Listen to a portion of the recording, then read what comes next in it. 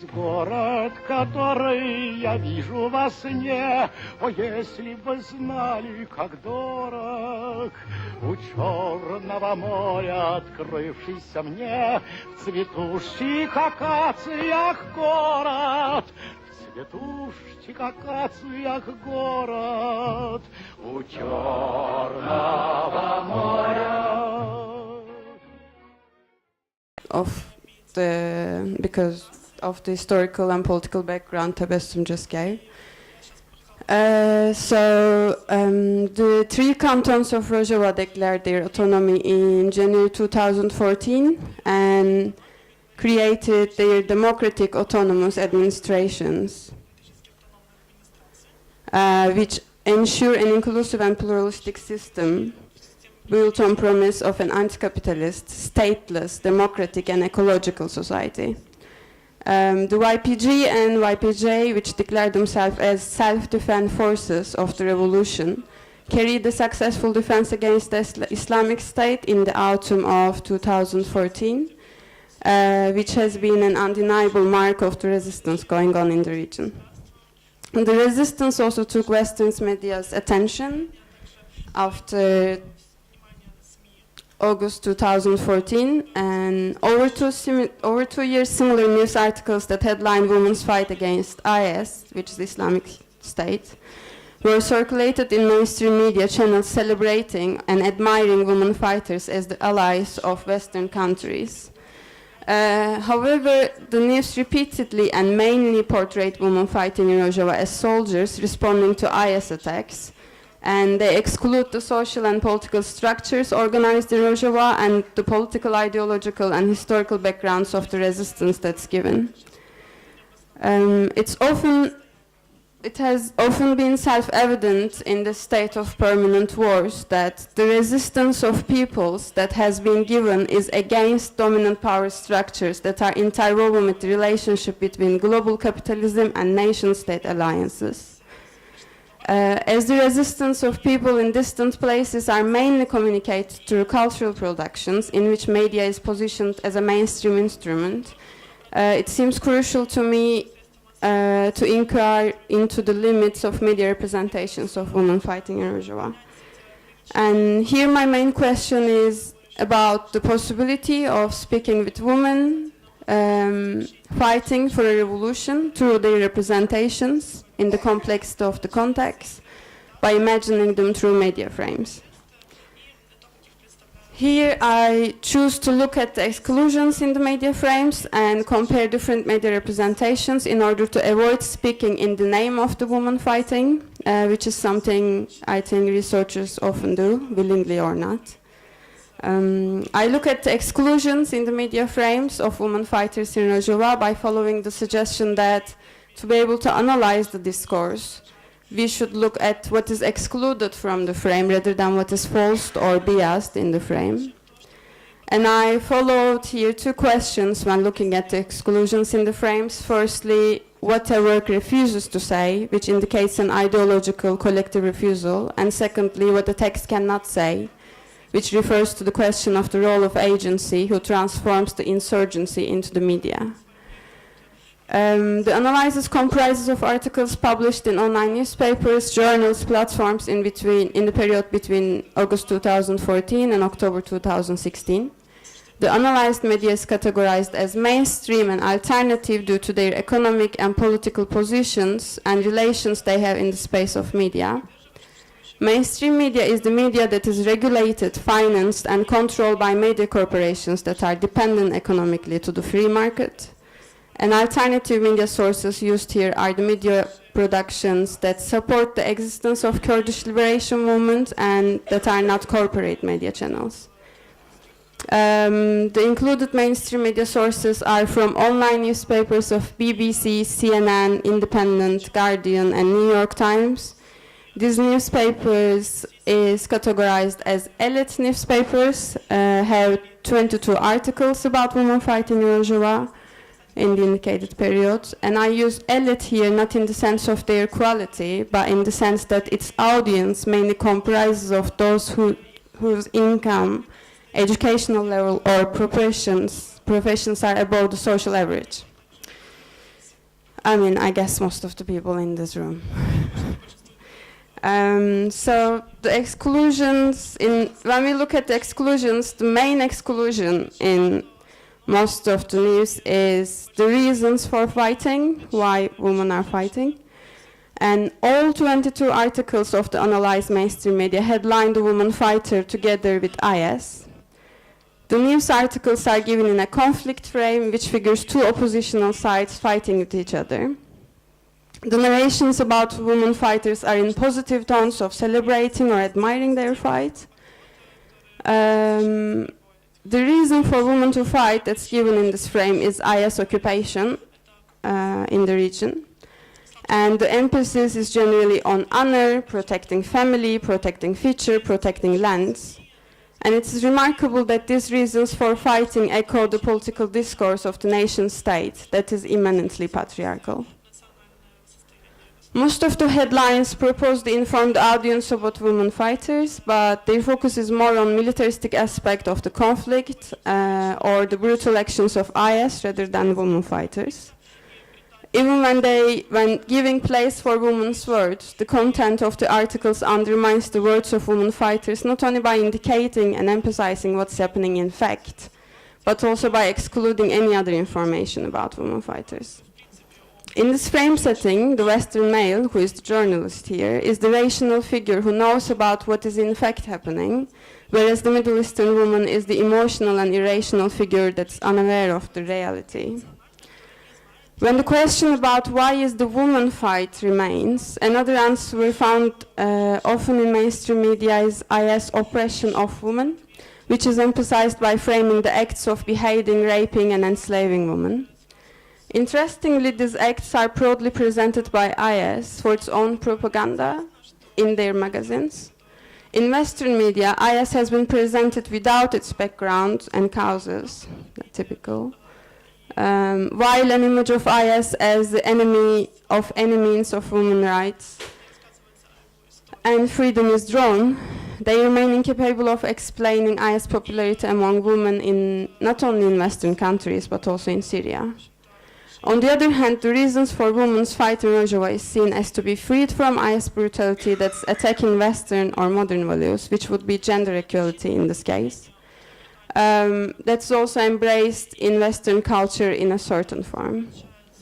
In an article in CNN, it's written that before IS occupation, women were living modern lives in Syria, and IS oppression is a powerful motivation to join the fight. One of the features of Oriental and European relations is that Europe was always in a position of strength, so there's one strong partner and one weak partner. And this feature becomes more forceful with the repetition of women fighters being powerful in front of IS, which can be found in many articles. They state that IS members are afraid of being killed by women since it means they will not go to heaven, and so they are scared of women fighters. This narration feeds the image of IS as a weak enemy that's being afraid of a group irrationally, although IS has more complex relationship with gender issue. It also mystifies women resistance as it becomes sufficient to be a woman, a naturally existing advantage to defeat IS. Reasoning women's fight only as a response to IS occupation and oppression leaves no space for imagining the woman's struggle outside of an IS narrative. Also, the representation of such struggle against a monstrous enemy in which women oppression is presented as a local problem implies that the Western audience has no need to relate with the causes of the struggle, which is not the case. In alternative media, on the contrary, articles respond to the narratives in mainstream media. Women oppression is linked with patriarchy in the region rather than only IS. Women are heavily affected by the effects of attacks of IS, but it is not the only reason to join the struggle. The patriarchal violence that is rooted in social structures as a reason for women's attendance to the struggle is given, which indicates the context and the historicity of the issue, and also it points out the political and social consciousness of the fighters.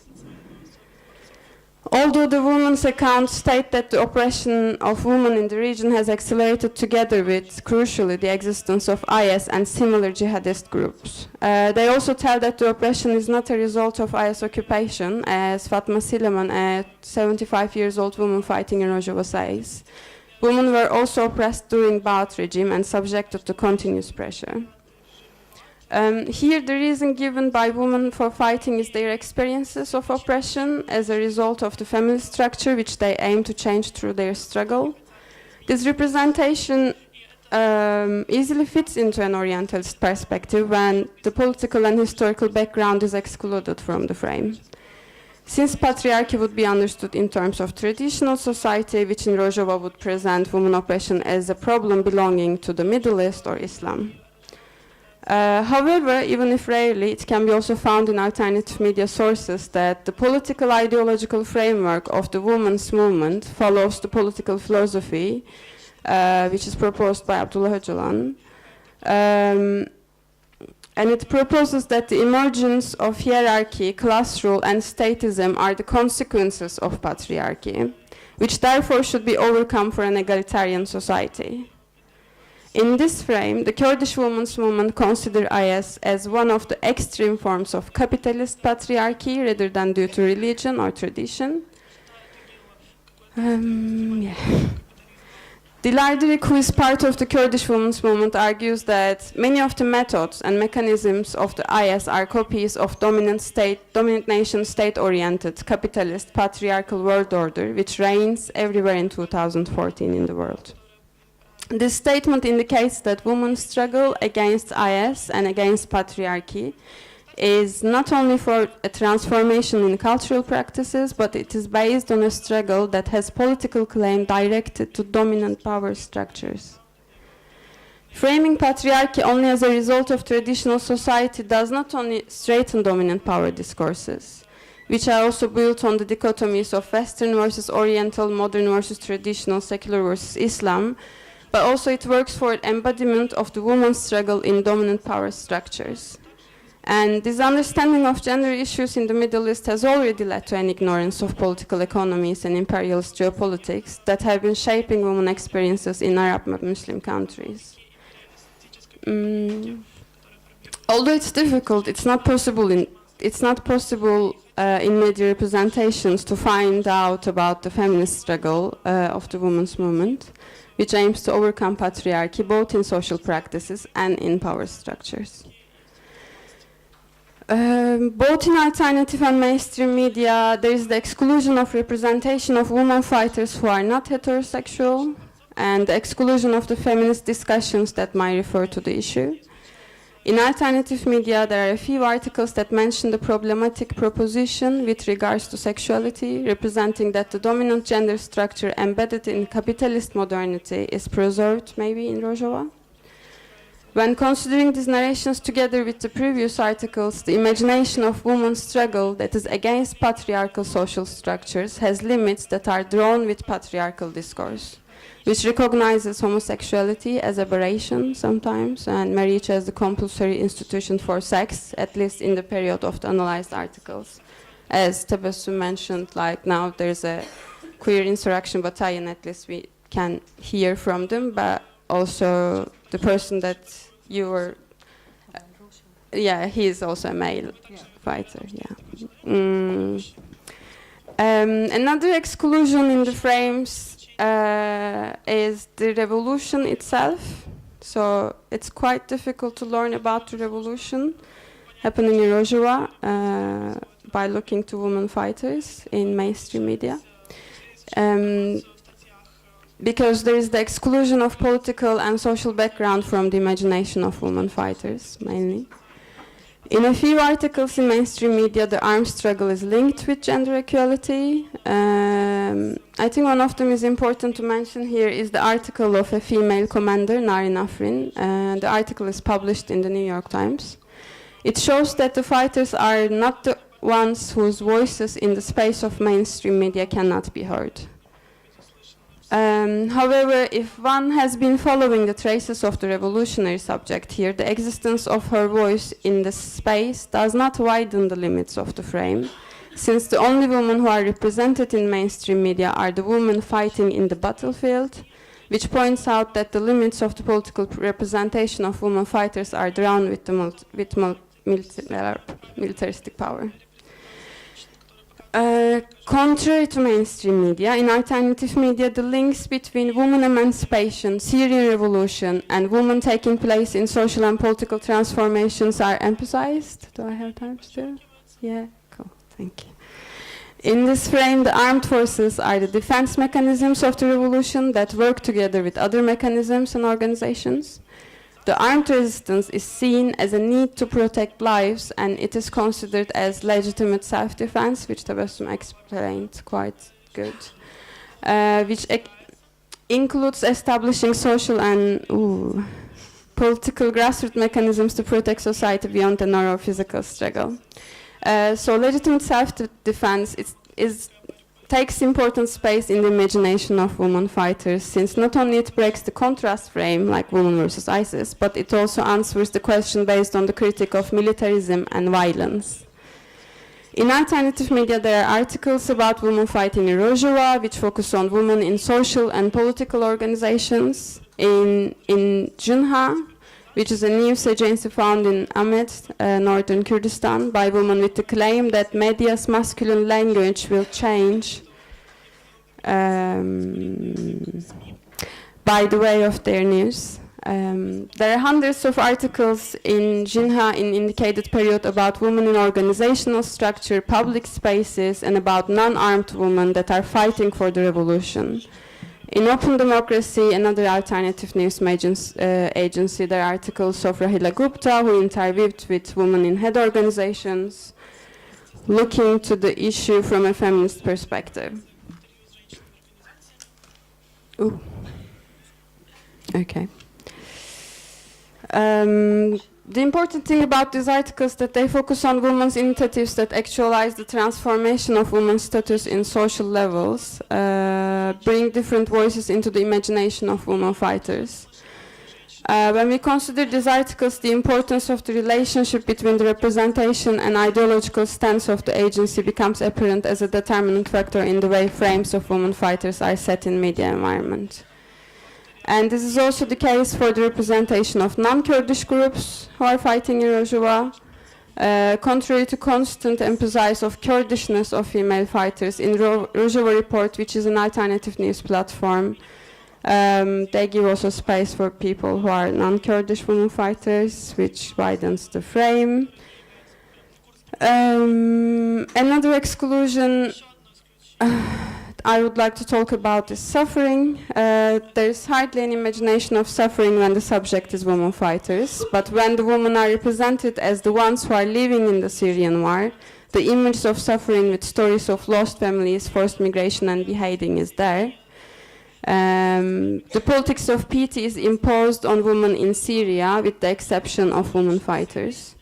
In mainstream media, positive imagery of women fighters with undertones of fascination and admiration imposes itself as women's reality. It's just 1 minute. Yeah. Okay, so generally, yeah, the objectification and glorification of women fighters we see in mainstream media and even sometimes in alternative media.